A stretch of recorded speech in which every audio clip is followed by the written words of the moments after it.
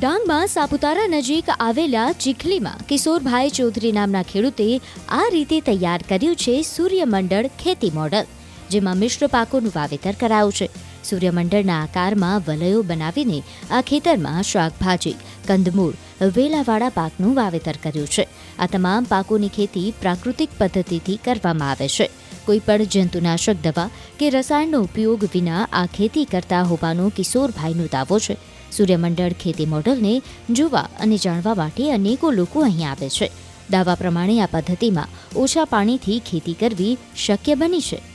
જે સૂર્યમંડળ આધારિત જે પ્રાકૃતિક ખેતી છે એ મેં અહીંયા કરી રહ્યો છું.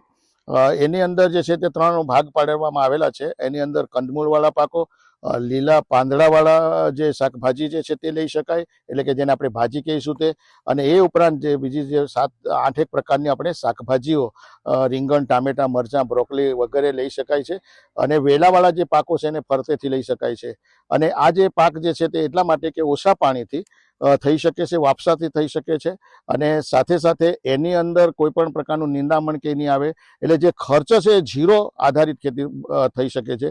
એની અંદર જે જીવામૃત છે, ઘનામૃત છે, કે એવા જે વસ્તુઓ જે છે તે અમારા ગાય આધારિત છે એમાં અમે નાખીએ છીએ, કે જેથી કરીને એ જે પાક જે છે તે એકદમ શૂન્ય ખર્ચના આધારિત થાય છે. અને અમે જે પ્રાકૃતિક ખેતીનાથી તૈયાર થયેલી જે વસ્તુઓ છે તે વેચાણ કરી શક્યા છે. અહીંયા ઘણા બધા બહારના ટુરિસ્ટો પણ અને જે પ્રેરણા પ્રવાસના લોકો, ખેડૂતો પણ અમારે ત્યાં મુલાકાત લે છે.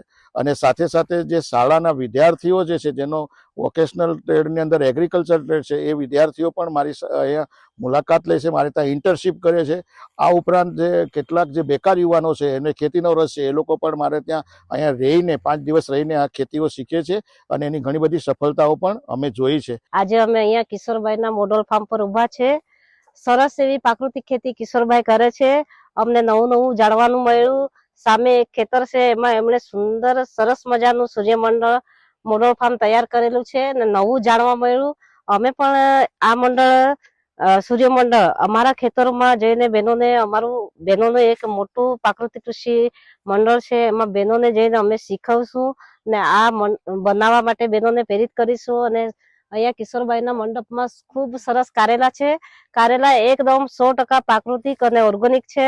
અને સરસ એવી મજાની અમને કિશોરભાઈએ માહિતી આપી છે, જીવામૃત કેવી રીતે નાખવાનું, પંચસ્તરીય મોડલમાં કેવી રીતે એટીએમ મશીન જેવું કામ કરે છે. કારેલા, રીંગણ, ટામેટા, મરચા કે પછી ગમે તે શાકભાજી મિશ્ર પાકમાં એમણે કરેલી છે, એના વિશે સરસ એવી માહિતી આપી અને અમને નવું એવું જાણવાનું મળ્યું. માટે કિશોરભાઈનો અને આગાખાન સંસ્થાનો અમે આભાર માનીએ છીએ.